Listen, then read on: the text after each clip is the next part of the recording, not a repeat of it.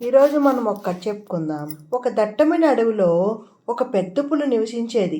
అది చాలా గర్వంగా ఉండేది. ప్రతిరోజు అది అడవిలోని జంతువులను భయపెట్టేది. ఆ అడవిలో ఒక తెలివైన చిన్న కోడిపుంజు కూడా నివసించేది. పులికి కోడిపుంజు అంటే చాలా ఇష్టం. అది కోడిపుంజును పట్టుకుని తినాలని చాలాసార్లు ప్రయత్నించింది. కానీ కోడిపుంజు ఎప్పుడూ తప్పించుకునేది. ఒకరోజు పులి కోడిపుంజును మోసం చేయాలనుకునింది. అది కోడిపుంజు దగ్గరికి వెళ్ళి, కోడిపుంజు, నేను నిన్ను పట్టుకోను, నేను నిన్ను తినను, దయచేసి నాతో స్నేహం చెయ్యి, నువ్వు చాలా తెలివైన వాడివి అని చెప్పింది. కోడిపుంజు నవ్వి, పులి, నువ్వు నన్ను మోసం చేయాలని చూస్తున్నావు. నేను ఈరోజు నీతో స్నేహం చేస్తే నువ్వు రేపు నన్ను తింటావు. నేను నీతో స్నేహం చేయను అని చెప్పింది. పులి కోపంతో, నువ్వు నాతో స్నేహం చేయకపోతే నేను నిన్ను బలవంతంగా పట్టుకుంటాను అని చెప్పింది.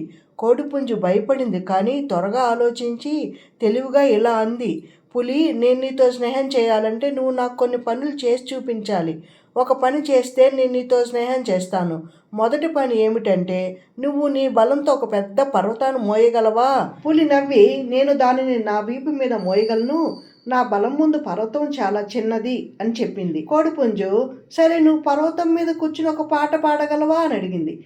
పులి నవ్వి, నేను పర్వతం మీద కూర్చుని ఒక పాట పాడగలను. నా గొంతు ఎంత పెద్దదో నీకు తెలుసు అని చెప్పింది. కోడిపుంజు నవ్వి, సరే, నువ్వు నీ తోకను నీ నోటిలో పెట్టుకుని పర్వతం మీద కూర్చుని ఒక పాట పాడగలవా అని అడిగింది. పులి కోడిపుంజు మాటలను నమ్మి తన తోకను తన నోటిలో పెట్టుకుని పర్వతం మీద కూర్చుని ఒక పాట పాడడానికి ప్రయత్నించింది. అది తన తోకను తన నోట్లో పెట్టుకోవడం వల్ల దాని గొంతు మూసుకుపోయింది. అది ఏమీ మాట్లాడలేకపోయింది. అప్పుడు కోడిపుంజు తెలివిగా తప్పించుకుంది.